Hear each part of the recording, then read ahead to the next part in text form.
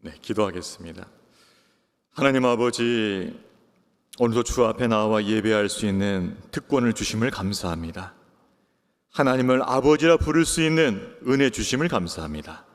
하나님께서 우리에게 주신 이 놀라운 특권을 감사하며 오늘도 주님 앞에 뜨거운 마음으로 나아갈 수 있도록 성령님 도와 주시옵소서. 하나님께서 우리에게 주신 그 사랑을 다시 한번 우리 안에 회복시켜 주시고 그 사랑으로 우리 믿음이 뜨거워지며 회복되어지고 하나님과 동행하는 믿음의 삶을 살게 하여 주옵소서. 아버지, 우리 안수 집사님들 축복합니다. 믿음 안에 더욱더 강건하여져서 주님이 쓰실 만한 일꾼들 다 되게 하여 주시고 부르신 그 자리에서 충성을 다하는 우리 안수 집사님들 다 되게 하여 주시옵소서. 그들의 섬김을 통하여서 교회가 든든히 서가게 해주시고 그들의 기도를 통하여서 하나님 놀라운 부흥의 역사가 이 땅 가운데 있게 하여 주시옵소서. 아버지, 오늘도 귀한 아버지 헌금의 손길들을 복되게 하여 주시고 아버지 그들의 믿음을 축복하여 주시고 더욱더 풍성한 것을 채워주사 복의 통로로 아름답게 쓰임받는 우리 모든 성도님들 다 되게 하여 주시옵소서. 감사드리옵고 예수님의 이름으로 기도하옵나이다. 아멘. 주일 예배 오신 우리 성도님들을 환영하고 축복합니다. 우리 옆에 분들에게 인사하겠습니다. 하나님께서 당신을 사랑하십니다. 우리 다른 쪽도 인사해 볼까요? 하나님께서 당신을 사랑하십니다. 네, 하나님께서 여러분을 정말 사랑하시고 여러분의 삶의 모든 순간 가운데서 지키고 동의하신 줄로 믿습니다. 그 사랑을 늘 힘입는 그리고 승리하는 우리 모든 성도님 되시기를 주의 이름으로 축복합니다. 오늘 등록하신 분이 계시는데요, 우리 김주영 성도님, 우리 김영국 성도님의 부인 되시는 분이세요. 아마 얼굴 아시는 분도 계실 텐데 우리 김영국 성도님께서 이번에 세례를 받으십니다. 그런데 꾸준히 또 같이 예배도 드리고 하면서 이렇게 등록까지 인도하신 것 같아요. 정말로 축복할 일인 것 같은데 우리 김주영 성도님 잠깐만 자리 한번 있는 저기 계시군요. 네네네네. 우리 등록을 환영하고 축복하겠습니다. 네, 감사합니다.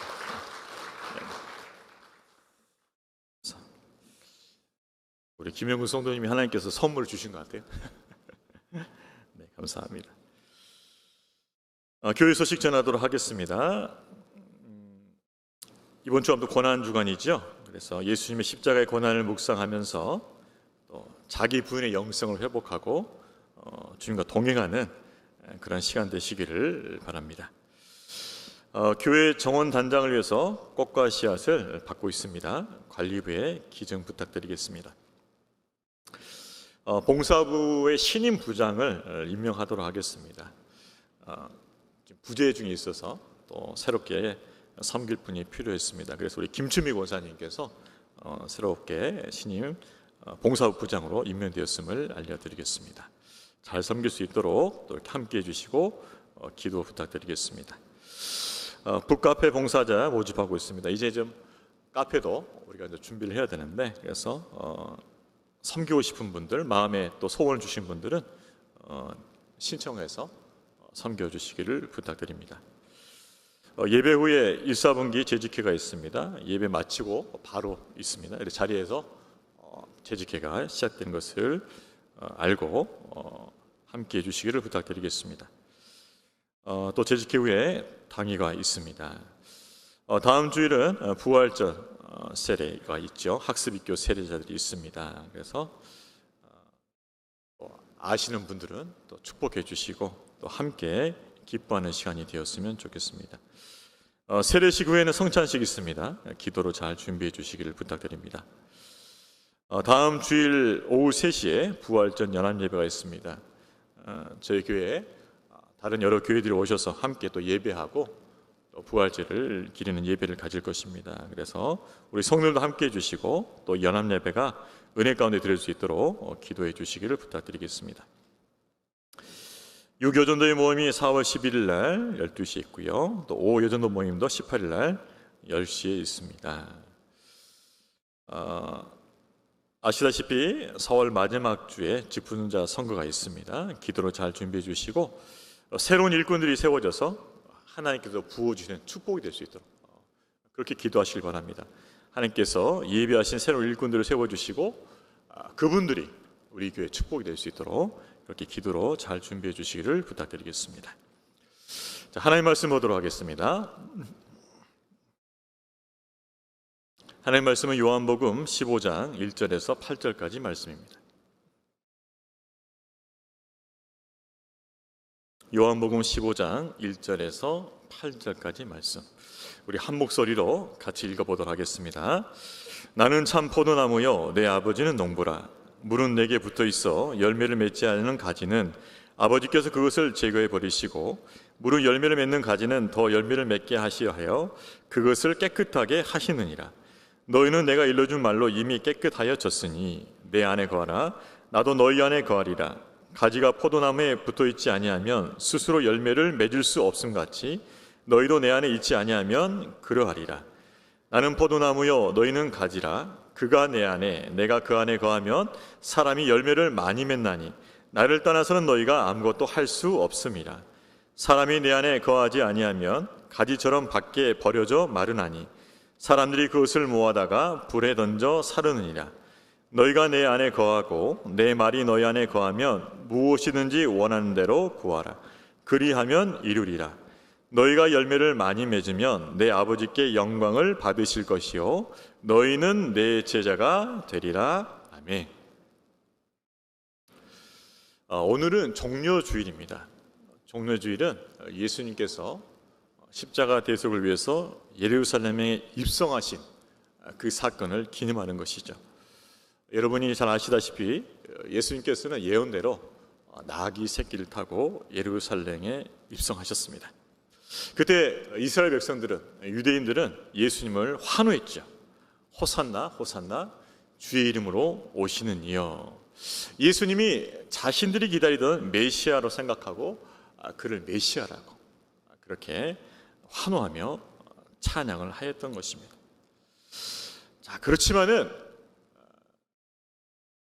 그들은 얼마 못 가서 예수님을 대적하였던 것을 우리는 기억합니다. 일주일 전만 해도 호산나 호산나 주의 이름을 오시는 이여 왕이시여 그렇게 찬송하였던 그 유대인들이 일주일이 못 가서 예수님을 십자가에 못 박으라고 외쳤던 바로 그 사람들이란 것이에요.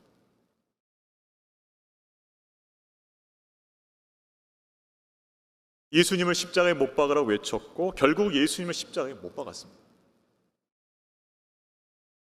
왜 이런 일이 났을까요?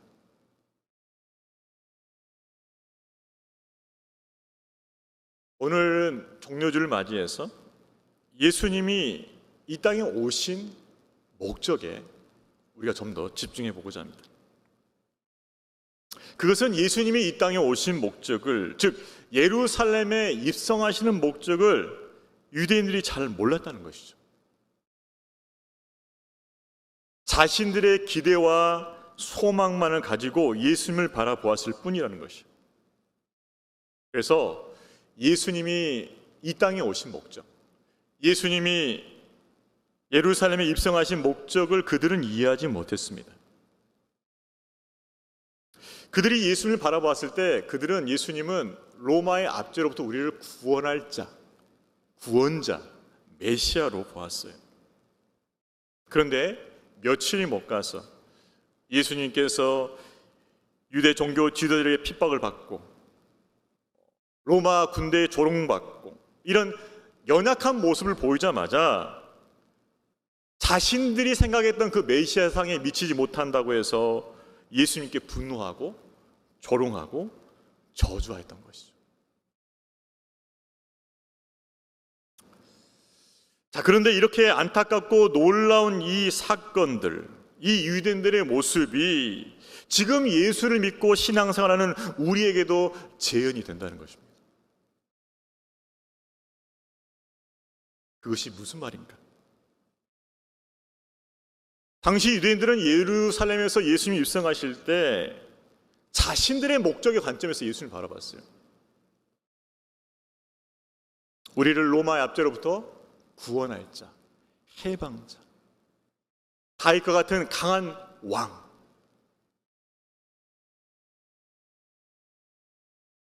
그 전성기를 회복하는 것, 이것이 그들이 예수님을 바라보는 관점이었다는 거죠. 많은 그리스도인들이 예수님을 바라보면서 예수님과 관계를 맺으면서 자신의 필요와 자신의 문제 해결의 관점에서 예수님의 존재 목적을 인식한다는 것이죠. 예수님이 왜 이 땅에 오셨는가? 예수님이 왜 나에게 구원대로 오셨는가? 그것을 인식함에 있어서 내 필요와 내 문제의 해결의 차원에서 예수님의 존재 목적을 인식한다는 것이죠. 그래서 만약 예수님께서 나의 필요를 채워주지 못한다면, 내 문제를 해결하지 못한다면 예수님은 나의 구주가 아닌 것이에요. 그래서 예수님께 삐지는 거죠. 예수님께 토라지는 것이에요. 예수님께서 뒤로 물러서는 것이에요. 신앙생활을 소극적으로 돼요. 왜요? 예수님은 내가 기대했던 그분이 아니기 때문에.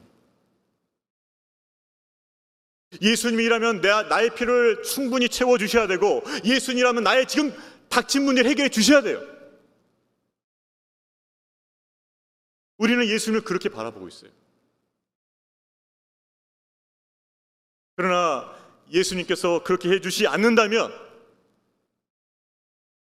또 신속하게 조치를 취해주지 않는다면 우리는 의심하는 거예요. 여러분, 우리가 예수를 믿고 신앙생활하는 우리가 결코 놓쳐서는 안 되는 가장 중요한 사실은 예수님이 이 땅에 오신, 그리고 우리를 구원하신 그분의 목적입니다. 그분의 목적이에요.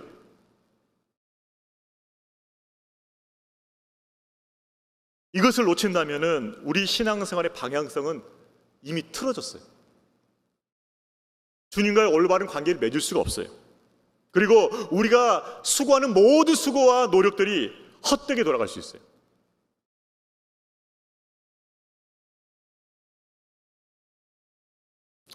요한복음 15장은 예수님께서 예루살렘 입성하기 전에 제자들에게 하신 말씀이에요. 예수님이 이 땅에 오신 목적, 예루살렘 입성하기 전에 그 목적을 제자들에게 미리 말씀하신 것이죠. 예루살렘 입성하기 전에 제자들에게 자신이 오신 목적을 이렇게 말씀하셨습니다. 우리 1절과 5절 3반절 같이 한번 읽어보겠습니다. 같이 읽습니다. 나는 참 포도나무요 내 아버지는 농부라. 나는 포도나무요 너희는 가지라. 그가 내 안에 내가 그 안에 거하면 사람이 열매를 많이 맺나니. 예수님은 자신을 참 포도나무라고 말씀하십니다. 그리고 내 아버지는 농부다. 예수님이 자신을 참 포도나무로 말씀하신 이유가 있어요. 구약에서는 이스라엘 백성을 포도나무로 비유했습니다. 하나님께서 이스라엘을 애굽에서 건져내셔서 가나안 땅에 포도나무로 심으셨다는 것이죠. 자, 그런데 왜 예수님은 참 포도나무인가? 하나님께서 애굽에서 건져서 가나안 땅에 이스라엘 백성들을 포도나무로 심으셨는데 그 포도나무가 실패한 것이에요. 그 포도나무에서 기대한 열매를 얻을 수가 없었어요. 그들에게서 의의 열매를 얻기 원했어요. 거룩의 열매를 얻기 원했어요.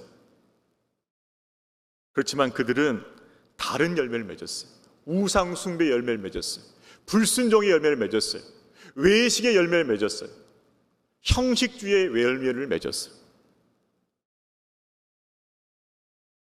그래서 하나님께서 그 포도나무 이스라엘을 버린 거예요. 다시 참 포도나무이신 예수님을 심으신 것이죠. 이스라엘 백성들은 애굽의 노예였습니다. 참 볼품없는 민족이었어요. 그들에게 하나님께서 율법을 주시고 성막을 주시고 많은 은혜를 주셨어요. 그럼에도 불구하고 그들은 하나님의 기대를 저버리고 악한 열매를 맺게 되었습니다. 그래서 하나님께서 새로운 포도나무를 심으셨는데 바로 그 포도나무가 예수 그리스도예요. 그러면 성도는 누구인가? 그 새 포도나무, 참 포도나무에 가지된 자들이 바로 성도들이라는 거죠. 따라서 우리는 누구인가? 새 이스라엘이라는 것입니다.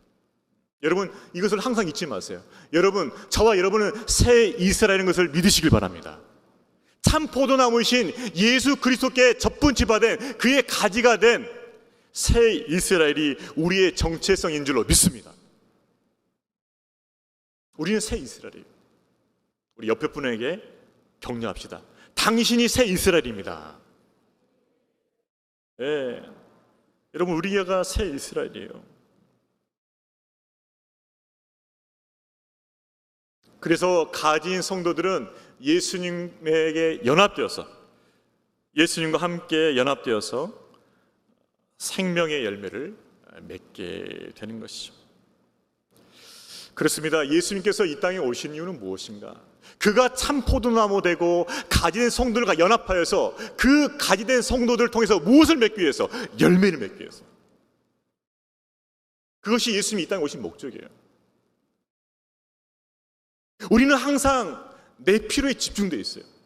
내 문제 해결에 집중되어 있어요. 그러나 예수님이 이 땅에 오신 목적은 그것이 아니라는 것이에요. 내 필요를 채워주기 위해서, 내 문제를 해결해서 이 땅에 오신 것이 아니고 나를 통해서 열매를 맺기 위해서 이 땅에 오신 줄로 믿습니다.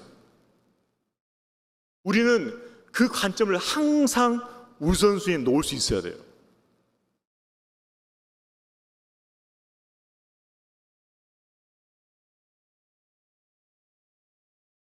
지금 내가 지금 어려운 상황에 처했어요. 문제 상황에 처했어요. 기도가 두 가지 방법으로 나올 수 있죠. 하나님, 빨리 이 문제 해결해 주세요. 내 필요 채워주세요. 이렇게 기도할 수가 있습니다. 두 번째 기도는 이것입니다. 하나님, 이 상황에서 내가 맺어야 할 의의 열매는 무엇입니까?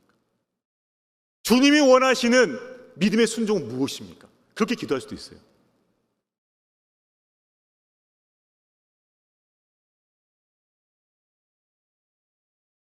참 포도나무이신 예수께 연합된 가지된 성도들에게 의의 열매를 풍성히 맺게 하시는 것이 예수님의 목적이라는 것이죠. 구체적으로 어떤 열매를 맺게 됩니까? 회개 열매는 회개 열매. 자신의 그 죄악된 삶을 고백하고 돌이키는 회개 열매가 필요하다는 것이죠. 성령 열매가 필요합니다. 예수님을 닮아가는 사랑과 희락과 화평과 오래 참은 자비, 양성, 충성, 오주, 절제, 그 예수님을 닮아가는 그 열매들이 우리 안에 맺어져야 되는 것입니다. 또 어떤 열매가 있을까? 영혼의 열매가 있습니다. 우리를 구원하신 그 주님을 증거함을 통해서 영혼을 추수하는 열매, 그 열매들을 우리에게 원하고 계시는 것이죠. 여러분, 예수님께서 이 땅에 오시는 이유는 무엇입니까? 우리로 하여금 생명의 열매를 맺게 하시는 이유인 줄로 믿습니다. 우리는 열매를 맺도록 부름을 받았어요. 우리 이것을 잊어서는 안 돼요. 아, 예수님은 우리에게 열매를 맺기 원하시는구나. 우리가 그것을 기억하고 있어야겠죠. 자, 우리 2절 말씀도 같이 한번 읽어보겠습니다. 2절 읽습니다. 물은 내게 붙어 있어 열매를 맺지 아니하는 가지는 아버지께서 그것을 제거해 버리시고 무릇 열매를 맺는 가지는 더 열매를 맺게 하려 하여 그것을 깨끗하게 하시느니라. 내게 붙어 있어 열매를 맺지 아니하는 가지, 역사적으로 보기에는 유대인들이었죠. 예수님을 거부한 유대인들. 자신들이 기대하고 소망했던 그 메시아가 왔음에도 불구하고 예수님의 외모 때문에 메시아로 알아보지 못했던 것이죠. 거부함을 통해서 예수님을 영접하지 못했고, 그럼을 통해서 버림을 받게 되었습니다. 그들은 착각했어요. 아브라함이 혈통이 구원받는 생각했는데, 아브라함이 혈통이 구원받는 것이 아니라 하나님의 아들, 이 땅에 오신 예수 그리스도를 영접한 자만이 구원받는다는 그 진리를 깨닫지 못했던 것이죠. 여러분, 오직 길이요 생명 되신, 진리 되신 그 예수 그리스도에게만 구원이 있는 줄을 믿습니다. 다른 길은 없어요.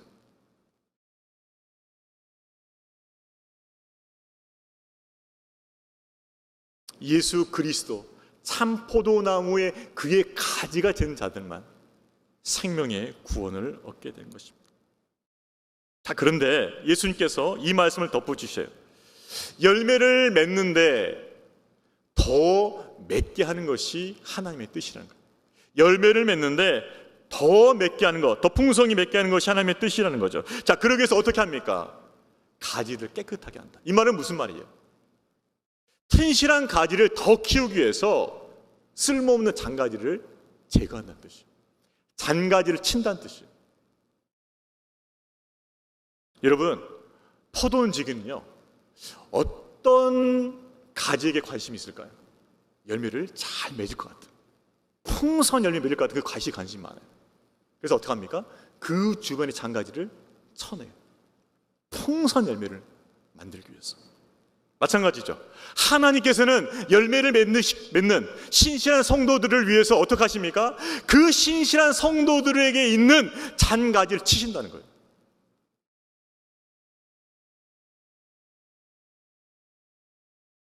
그 잔가를 치고 깨끗하게 만들어서 더 열매를 풍성히 맺게 하시는 거죠. 그런데 이렇게 잔가지를 치고 깨끗하게 만드는 이 과정에서 우리에게 주어진 것이 무엇이냐? 고난이 될 수 있다는 거예요. 고난. 하나님께서 고난을 통해서 우리에게 있는 필요 없는 잔가지를 치신다는 겁니다. 우리가 종종 이런 걸 경험해요. 이유 없이, 까닭 없이 고난이 왔어요. 보통 본성적으로 이렇게 생각합니다. 어려움 닥치면 내가 무슨 죄를 졌나? 저도 가끔 그 생각해요. 근데 특별하게 잘못한 건 없는 것 같아요. 의인도 고난을 받아요. 주님을 신실하게 따르는 사람도 고난을 받아요. 그것이 이상한 것이 아니에요. 왜요? 주님을 따르는 그 자들에게도, 신실한 자들에게도, 의인들에게도 하나님께서 그 가지를 더 깨끗하게 하시려고 뭐예요? 고난의 연단 속으로 밀어 넣으시는 거예요. 더 깨끗하게 하시려고. 그 고난의 연단에 우리가 들어가다 보니까는 내 안에 숨겨져 있었던 죄에 대한 욕망이 드러나요. 여전히 끊지 못하는 죄의 습관이 내 안에 남아있어요. 그것을 하나님께서 가지치게 하길 원하시는 거예요. 하나님은 그런 죄에 대한 욕망과 죄에 대한 습관을 가지치게 함을 통해서 깨끗하게 하시고 더욱 풍성한 열매를 맺고자 하시는 것이죠. 그래서 뭐예요? 우리에게 고난을 주시는 거예요. 제가 몇 번 나누었지만은 하나님께서 저에게도 가지치게 하셨어요. 저는 학위에 대한 욕심이 있었습니다. 학위에 대한 욕심이 있었어요. 근데 그것이 무엇입니까? 욕심이에요, 욕심. 때로는 우상이 되는 거예요.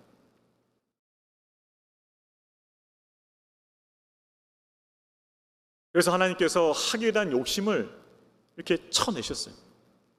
칼로 자르셨어요. 너가 학위가 있어야 목회를 할 수 있는 것이 아니고 너는 성령을 의지해야만 목회할 수 있다는 것이죠. 너가 의지할 것은 학위가 아니고 너가 의지할 것은 성령이라는 거예요. 성령.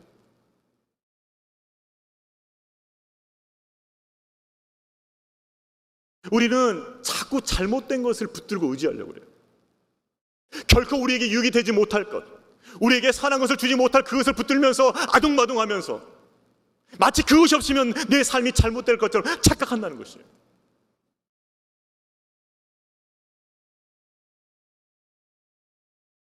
그런 것들을 잘라내시는 거예요. 너 그거 없어 살 수 있어. 그거 본질 아니다.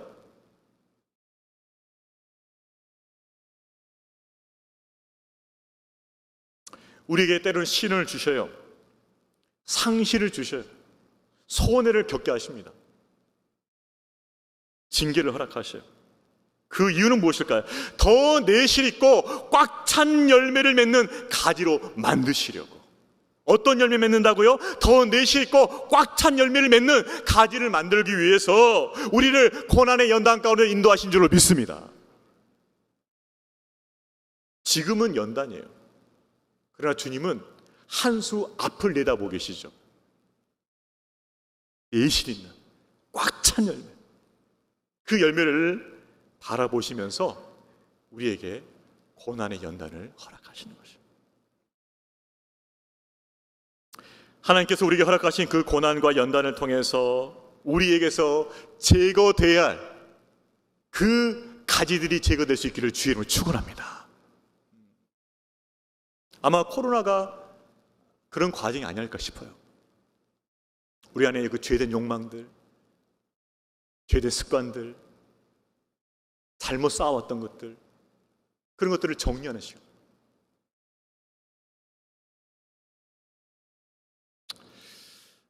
하나님께서는 우리로 하여금 더 열매 맺게 하시려고 가지치기를 하신다는 거죠. 그것을 우리가 믿음으로 받아들여야 돼요. 그럴 수 있는 저와 여러분 되기를 주의 이름으로 축원합니다. 더 열매를 맺기 위함이죠. 예수님께서는 분명히 열매를 말씀하시고 그 열매를 위해서 내가 왔다고 말씀하십니다. 자, 그렇다면 열매를 맺고 잘 맺으려면 예수님과 성도와의 관계가 어떤 관계가 되어야 하는 것일까요? 어떤 관계가 올바른 관계일 것일까요? 자, 우리 5절 말씀 같이 읽겠습니다. 나는 포도나무요 너희는 가지라. 그가 내 안에 내가 그 안에 거하면 사람이 열매를 많이 맺나니 나를 떠나서는 너희가 아무것도 할 수 없습니다. 예수님과 성도와의 바른 관계를 어떻게 설명했습니까? 그가 내 안에 내가 그 안에 거하면. 연합이죠, 연합. 우리가 먼저 복음을 듣고 하나님의 사랑을 깨닫고 예수님 안에 거하는 것이요, 예수님을 영접하는 것이요. 그리고 예수님께서는 우리 안에 들어오시는 거죠. 우리의 주인으로, 우리의 왕으로 우리 안에 들어오시는 것이요. 그래서 우리 안에서 그분이 우리의 온전한 주님이 되실 때 뭐요? 그것이 온전한 결합이라는 것이요. 만약 내가 예수님을 인정했습니다, 예수님을 구주로 영접했습니다. 그럼에도 불구하고 그분이 내 안에서 주님이 되지 못하고 그분이 내 안에서 왕이 되지 못한다면 온전한 연합이 아니라는 것이에요. 그분은 구주와 주님으로 우리 안에 오신 줄로 믿습니다. 구주와 주님으로 오신 줄로 믿습니다. 그것이 온전한 연합이라는 것이에요.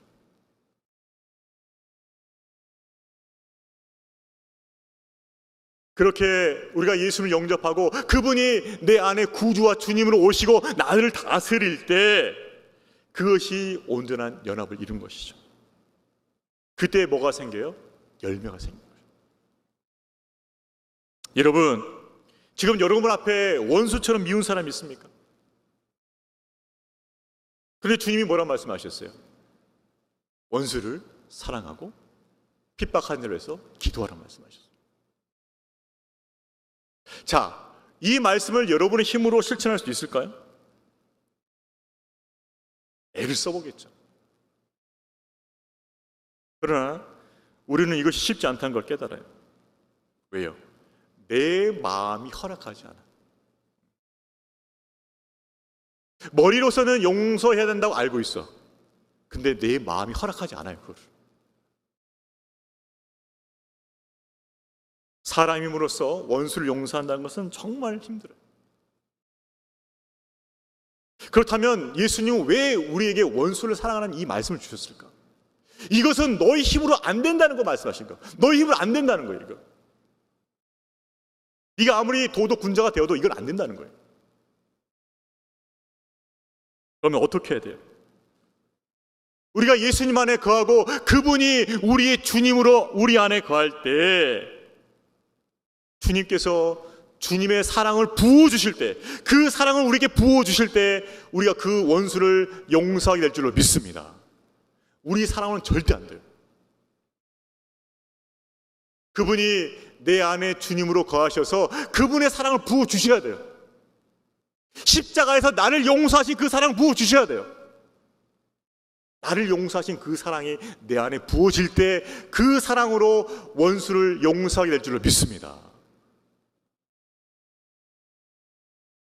주님의 사랑이 여러분 안에 부어져야 돼요.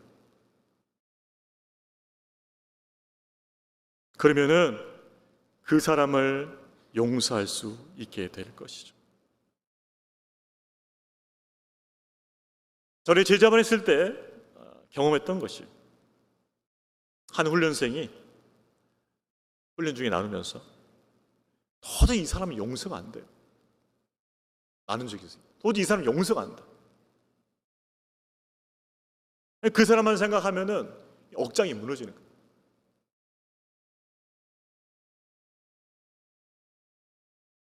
그랬을 때 제가 제자반 우리 훈련생에 같이 부탁했습니다. 입을 놓고 기도하자. 이분을 주님께서 다스려 주시고 주님께서 그분의 마음을 주장해 주셔서 이분에게 하나님께 은혜를 주시도록 기도하자. 그래서 그 시간에 기도한 적이 있어요. 그 한 사람을 위해서 간절히 기도했었어요. 하나님, 용서할 수 있는 사랑을 부어주시옵소서. 자유할 수 있게 해주옵소서. 간절히 기도했었어요. 이 사람의 마음을 다스려 주옵소서. 그런데 다음 시간에 왔을 때 그분이 고백한 게 있어요. 목사님, 이제 저 그분을 불쌍히 여기게 되었어요. 불쌍히 여기게 됐다는 고백이 나왔어요. 그 한 주간 동안 성령께서 그 안에 역사하신 거예요. 그 마음을 다스려 주신 거예요. 그 사람도 그렇게 될 수밖에 없는 이유가 있었겠죠. 그 사람을 불쌍히 여기게 됐고, 더 놀라운 건 뭡니까? 그 사람을 위해서 기도하게 되었어요. 할렐루야. 저주하기 바빴는데, 어떻게든 그 인생이 잘못되길 바랬는데, 그 사람을 불쌍히 여기고 그 영혼이 하나님을 알게 해달라고 기도했다는 것이죠.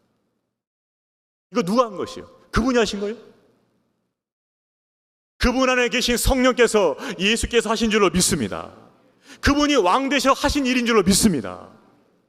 우리 힘은 도저히 안 되지만 그분이 우리 주님이 되실 때, 그분이 우리 왕이 되실 때 우리로 하여금 그러한 삶을 살게 하실 줄로 믿습니다. 그래서 사도 바울이 고백하죠. 내게 능력 주신 자 안에서 내가 모든 일을 할 수 있느니라. 그분이 능력 주시면 할 수 있다는 거예요. 그분이 능력 주시면. 여러분 힘을 안 되는 그 일들이 능력 주시는 그 주님을 통해서 이루어지기를 주님의 이름으로 축원합니다. 내게 능력 주신 자 안에서 내가 모든 것을 할 수 있느니라. 여러분, 우리 죄성 가진 우리 인간의 노력으로는 안 돼요.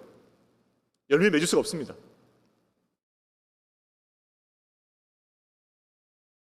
오직 주님께서 우리 안에 주인이 되어주시고 왕이 되어주시고 다스려 주실 때 우리를 하여금 열매가 맺게 되는 줄로 믿습니다. 그래서 열매를 맺으면 어떻게 해요? 연합이에요. 내가 그분 안에 거하고 그분이 내 안에 주님으로 왕으로 거하실 때, 그렇게 연합될 때 뭐예요? 열매가 있는 것이죠. 그분이 만약 게스트로 계신다면, 손님으로 계신다면 열매는 없습니다. 방문객으로 계신다면 열매가 없습니다. 그분이 내 안에 주인이 되셔야 되고 왕이 되셔야 돼요. 통치자 되셔야 돼요. 그런 온전한 연합이 이루어질 때 우리 가운데 놀라운 열매가 맺게 될 줄로 믿습니다. 그래서 점검을 봐야 돼요. 그분은 내 안에서 어떤 분이신가?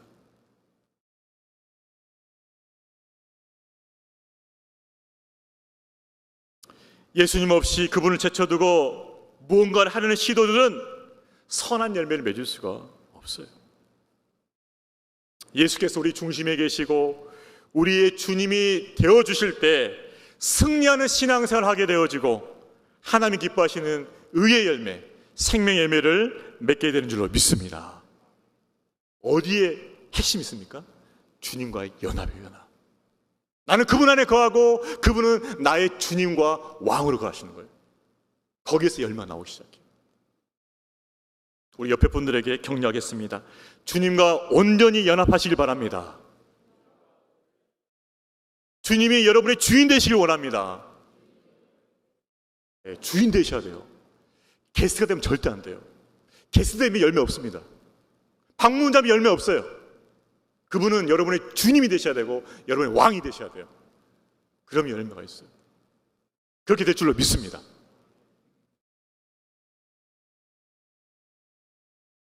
네, 내가 그 안에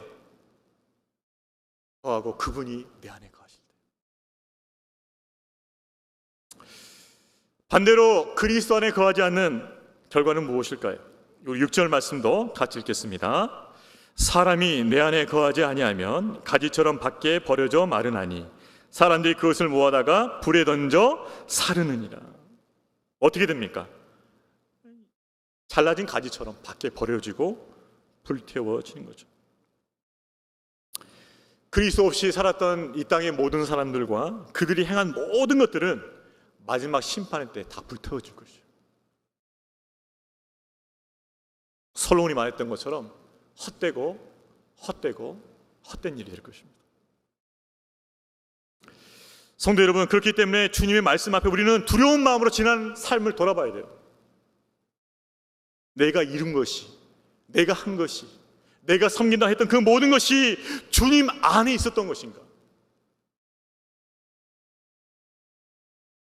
세상 사람들처럼 이것저것 많이 했다고 그렇게 자랑할 것이 아니고 그것이 정말 주님 안에서 이루어졌는지를 물어봐야 돼요.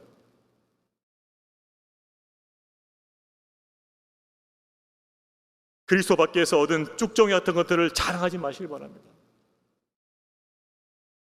여러분이 나중에 천국 갔을 때, 주님의 심판 때 봤을 때 자랑할 만한 것이 된지 안 된지 생각해 보세요. 지금부터 내가 지금 하고 있는 것이 예수님 심판한 때 갔을 때 이것이 주님 앞에 자랑이 될 만한 것이 안 될 만한 생각해 보란 말이에요. 지금부터.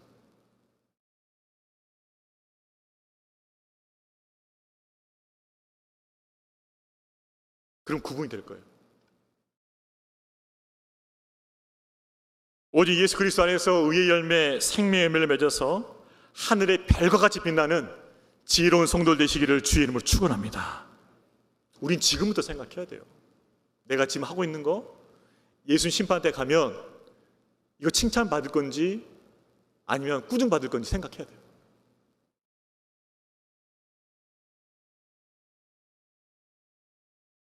마지막으로 예수님은 풍성한 열매를 맺기 위해서 구체적인 방법을 가르쳐 주시죠. 우리 7절 말씀도 같이 읽겠습니다. 너희가 내 안에 거하고 내 말이 너희 안에 거하면 무엇이든지 원하는 대로 구하라. 그리하면 이루리라. 열매를 많이 받길 원하세요. 그런데 풍성한 열매 맺기 위해서 제일 먼저 요구하신 것이 무엇입니까?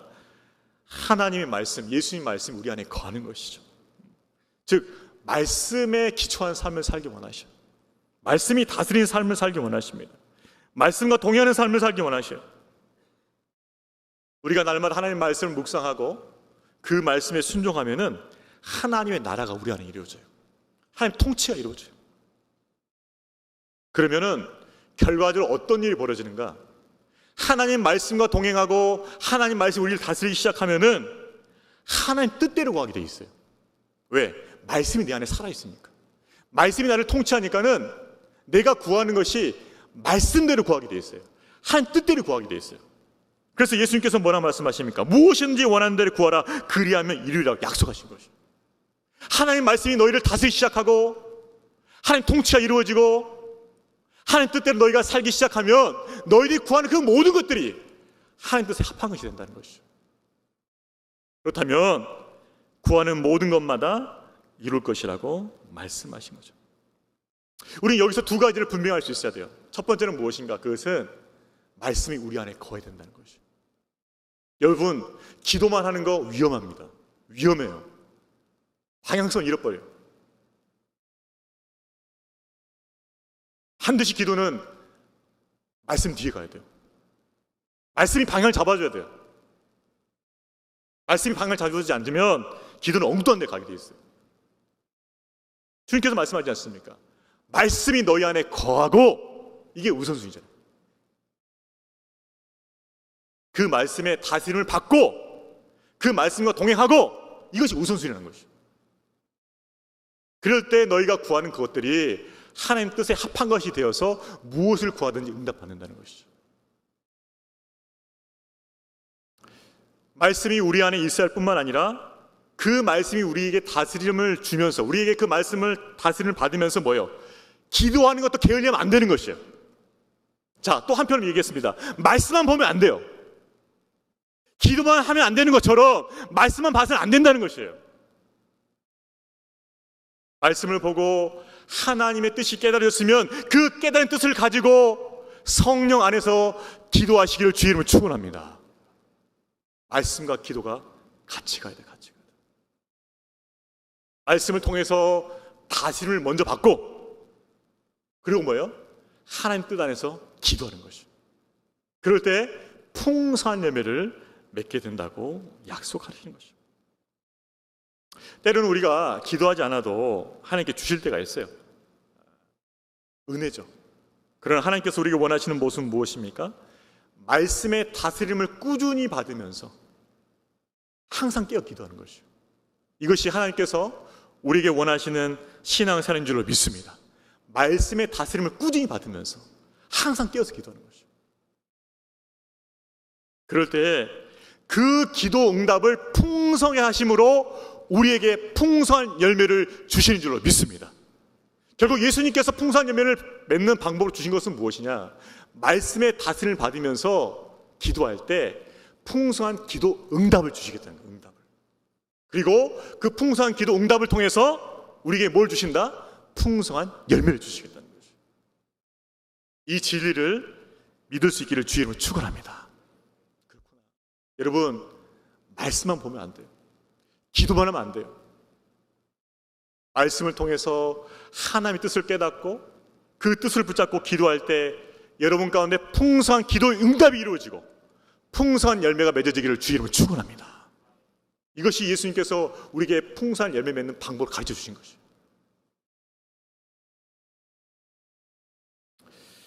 여러분이 잘 아시는 조지 뮬러라는 분이 계세요. 아마 들으는 봤을 거예요. 독일 출신이지만 영국에서 목회하시는 분이죠. 많은 고아들을 돌보셨어요. 10만 명 고아원을 5개를 세웠어요.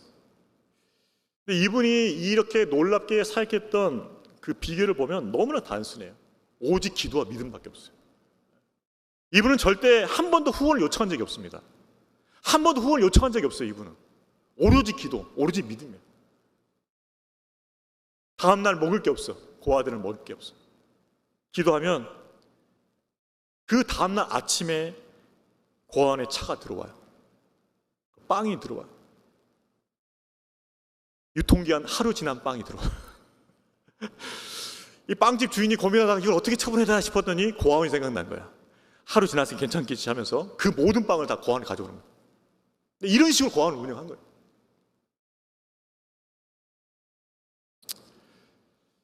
유명한 말이 있죠. 하늘에 계신 아버지의 재산을 맡을 수 있는 사람이 되기까지 그는 기도했다. 하늘의 재산을 맡을 수 있는 사람이 될 때까지 그는 기도의 사람이 되어야 했다. 그래서 밤낮 무릎 꿇고 기도하면서 하나님의 응답을 5만 번 이상 받았어요. 5만 번. 그래서 그 10만 명 되는 고아를 다 키운 거예요. 5만 번 이상 응답받은 조지 뮬러의 5가지 기도 원칙이 있었어요. 잘 들어보세요. 첫 번째는 뭐냐? 십자가 공로만 의지하라. 우리가 주님 앞에 나갈 수 있는 건 십자가 공로밖에 없다. 두 번째, 모든 죄악을 고백하고 멀리하라. 하나님은 거룩한 자를 원하신다.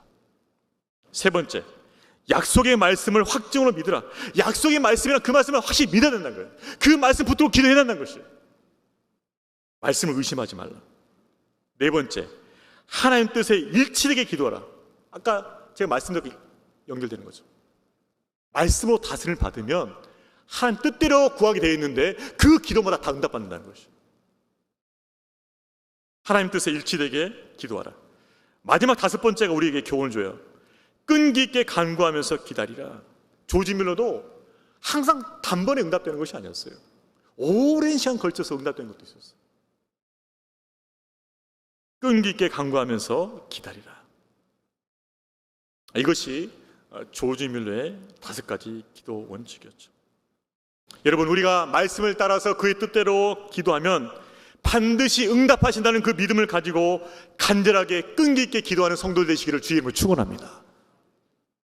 그 말씀 붙들고 주의 뜻대로 구하면 반드시 응답하신다.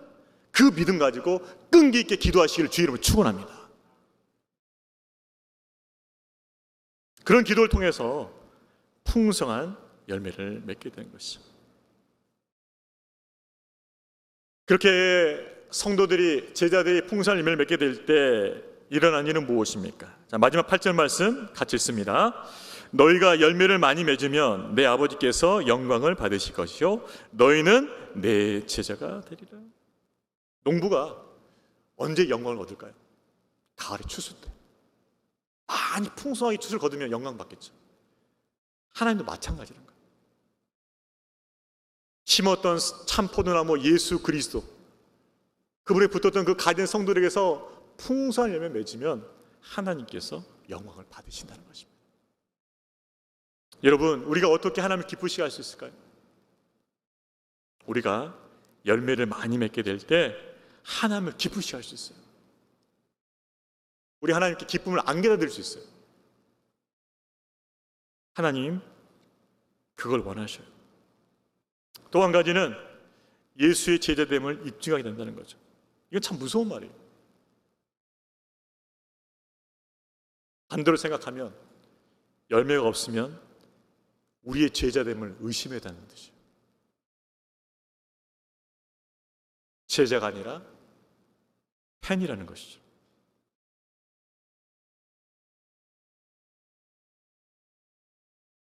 기독교는 입으로만 제자됨을 내세울 수 있는 그런 철학이 아니에요. 열매로서 자신의 믿음을 확증해야 한다는 점에서 실증적 종교, 실증적 종교. 삶에서 증명이 돼야 돼요. 그 믿음이 삶에 증명이 안 되면 안 돼요.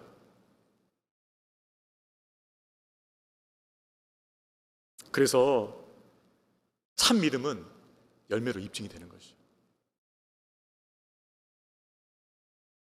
저와 여러분은 예수님과 온전한 연합을 통해서 열매를 맺고 그 열매를 통해서 주님의 제자됨을 증거할 수 있기를 주의 이름으로 축원합니다. 말씀을 정리하겠습니다. 종료주일을 맞이하여 이 땅에 오신, 우리 가운데 오신 그 예수님을 여러분은 어떻게 바라보고 계십니까? 나의 필요를 채우고 내 문제를 해결하는 그분으로 바라보고 계십니까? 아니면 내게 참 생명을 주심으로 의의 열매를 맺게 하시는 분으로 바라보고 계십니까? 우리가 그분 안에 거하고 그분의 말씀이 우리 안에 거함으로 그분의 뜻대로 구하며 풍성한 열매 맺는 복된 성도 되시기를 주의 이름으로 축원합니다. 그 풍성한 열매를 통해서 하나님께 영광 돌리고 예수님의 제자됨을 입증할 수 있는 살아있는 믿음의 성도 되시기를 주의 이름으로 축원합니다. 우리 다 같이 일어나셔서 나의 안에 거하라 이 찬양 부르겠습니다. 여러분, 우리가 예수님이 이 땅에 오신 목적대로 열매를 맺는 삶 어떻게 가능할까요? 그것은 우리가 먼저 주님 안에 거해야 됩니다. 예수님이 나의 구주시요 나의 주님이신 것을 믿고 그분 안에 거해야 돼요. 그리고 그분이 내 안에 주님으로 왕으로 거하셔야 돼요. 그때 열매가 맺게 되는 것입니다. 주님, 내 안에 거하시고 나의 왕으로 임하여 주시고 나를 다스릴 주옵소서. 그리고 주님이 기뻐하시는 그 의의 열매, 생명의 열매, 성 열매 맺게 하여 주옵소서. 그 간절한 소망을 담아서 나의 안에 거하라 이 찬양 부르겠습니다.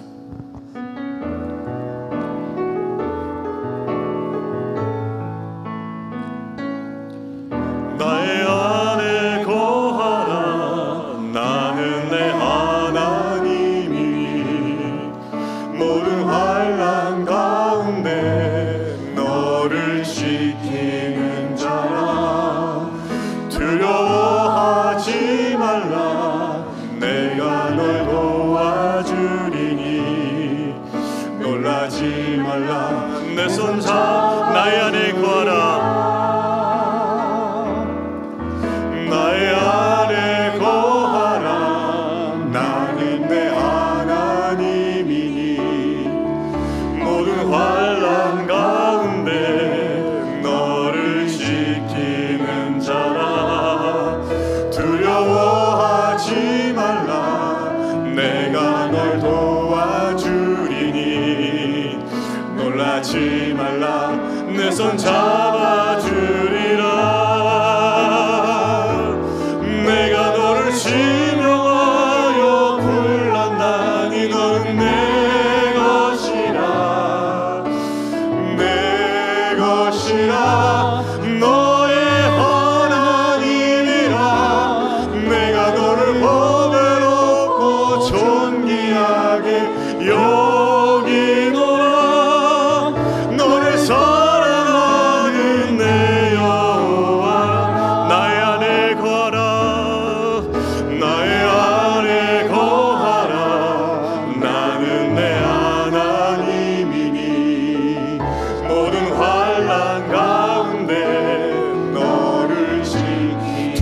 마십시오. 두려워하지 말라. 내가 널 도와주리니. 놀라지 말라. 내 손 잡아주리라.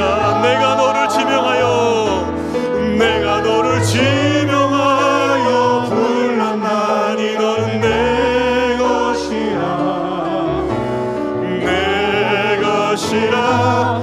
너의 하나님이라. 내가 너를 보배롭고 존귀하게 여기노라. 너를 사랑하는 내가 너를 지명하여 불러다니. 내가 너를 지명하여 여러분, 저와 여러분은 주님의 것입니다. 내 것이라. 너의 하나님이라.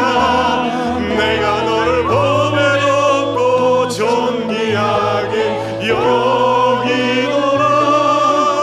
너를 사랑하는 내 여호와라. 여러분, 분명한 것은 저와 여러분 주님의 것이란 것입니다. 그분의 사랑으로 우리를 구속하셨고, 우리는 그분 안에 거하고 그분은 우리 안에 거하십니다. 그분과 온전한 연합을 이루게 하여 주옵소서. 주님을 사랑하고 주님이 내 안에 주님을 왕으로 거하여 주셔서 열매 맺게 하시고 풍성한 열매 맺게 하여 주옵소서. 말씀으로 다스림 받고 하나님 뜻대로 구하는 그 기도를 통해서 풍성한 기도 응답이 있게 하여 주옵소서. 풍성한 열매가 있게 하여 주옵소서. 하나님께 영광이 돌려지게 하여 주옵소서. 우리 이 말씀 붙잡고 주여 한번 외치고 동서로 기도하러 가겠습니다. 주여, 하나님 아버지 감사합니다. 아버지, 오늘 종료주를 맞이하여서 아버지, 우리 예수님께서 이 땅에 오신 목적, 우리 안에 그 들어오신 그 목적을 다시 한번 깨닫게 하시니 감사합니다. 아버지, 우리는 늘 우리 필요에 맞추어서 우리의 문제 해결에 맞춰서 주님을 바라보지만 주님 우리에게 말씀하십니다. 내가 너에게 온 것은, 너 안에 들어온 것은 열매 맺게 하고 풍성히 맺게 하라는 것이다. 너는 말씀으로 다스림을 받고 그 주의 뜻대로 구하라. 그래야 풍성한 기도 응답이 이루어질 것이고 풍성한 열매가 맺을 거라고 우리에게 말씀하십니다. 주여, 주의 말씀을 따라서 우리가 말씀을 다스림 받게 해주옵소서. 주님께서 우리 안에 거해 주시고 주의 말씀 우리를 다스려 주셔서 우리가 구하는 그 모든 것들이 주님의 뜻대로 구하는 것이 되게 해주시 말미암아 아버지, 풍성한 기도 응답이 이루어지게 해주시고 풍성한 열매를 맺게 하여 주시옵소서. 그래서 그 열매를 통해서 우리 하나님을 영화롭게 하며 하나님께 큰 기쁨이 될 수 있도록 우리의 믿음을 축복하여 주옵시고 우리의 삶을 복되게 하여 주시옵소서. 우리가 입술로만 제자가 되지 않길 원합니다. 아버지, 열매를 통해서 하나님의 제대가 주님의 제대임을 아버지 입증할 수 있게 하여 주옵시고 하나님께 영광을 돌릴 수 있게 하여 주시옵소서. 주여, 우리 가운데 역사하여 주시옵소서. 우리를 다스려 주옵소서. 우리가 우리의 모든 것이 주님 앞에 있게 해 주옵시고 주님께 순종할 수 있게 해 주옵시고 우리가 구하는 모든 것이 주의 뜻 안에 구하임 받게 해 주옵시고 풍성한 열매를 맺을 수 있도록 축복하여 주시옵소서. 주여, 우리 가운데 임하여 주시고 우리 다스려 주시고 우리를 통해 풍성한 열매 맺게 해 주심을 말미암아 아버지께서 영광을 받으시옵소서. 그런 복된 가지가 되게 해 주시고 복된 제자가 될 수 있도록 축복하여 주시옵소서. 우리를 그렇게 사용하여 주시고 그렇게 축복하여 주시고 하나님께서 영광을 받아 주시옵소서. 아버지시여, 우리를 그런 복된 가지 될 수 있도록 축복하여 주시옵소서. 은혜를 베풀어 주시옵소서.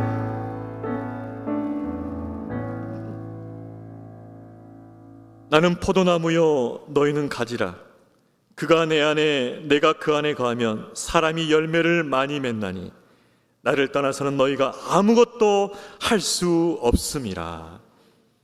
하나님 아버지, 예수 그리스도를 참 포도나무로 세워주시고 그분에게 연합된 가지로 우리를 불러주시니 감사합니다. 우리는 너무나 자주 내 필요에만 맞추어서 내 문제 해결에 맞추어서 예수님을 바라봅니다. 하나님, 우리를 불쌍히 해주시고 예수님이 이 땅에 오신 목적, 우리 안에 들어오신 그 목적, 열매를 풍성히 맺게 하신 그 목적을 잊지 않게 하여 주옵소서. 하나님 말씀 우리를 다스려 주시길 원합니다. 말씀 우리를 다스려 주셔서 우리가 구하는 것마다 하나님 뜻대로 구할 수 있게 해주시고 그 모든 기도가 풍성하게 응답되어져서 풍성한 열매를 맺게 하여 주시옵소서. 이런 온전한 연합을 통해서 풍성한 열매를 맺고 우리 하나님께 기쁨과 영광을 올려드리게 하여 주옵소서. 하나님 아버지, 여기 모인 우리 모든 성도님들 주님과의 그 온전한 연합을 통하여서 열매를 맺되 풍성히 맺음으로 하나님이 기뻐하시고 하나님께 영광 받으시고 하나님께서 복의 통로로 사용하시는 귀한 성도님들, 그 가정들 다 되게 하여 주시옵소서. 감사드리옵고 예수님의 이름으로 기도하옵나이다. 아멘. 이제는 우리 구주 예수 그리스도의 은혜와 아버지 하나님의 크신 사랑과 성령님의 역사하심이 그리스도와 온전히 연합하여 열매를 맺고 풍성히 열매를 맺음으로 하나님께 영광 돌리기 원하는 제대된 삶을 증거하길 원하는 여기 모인 하나님의 백성들 머리머리 위에 그 생명의 복음을 들고 열방간 흩어져 복음을 증거하시는 선교사님과 그 사역과 가정 위에 이제로부터 영원토록 함께 있을지어다. 아멘.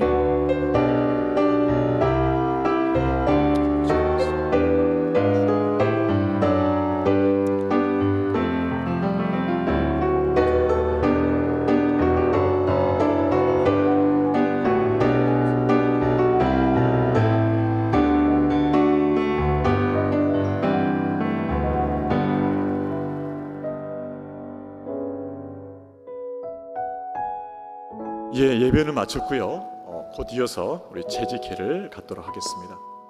재직회 준비 부탁드리겠습니다.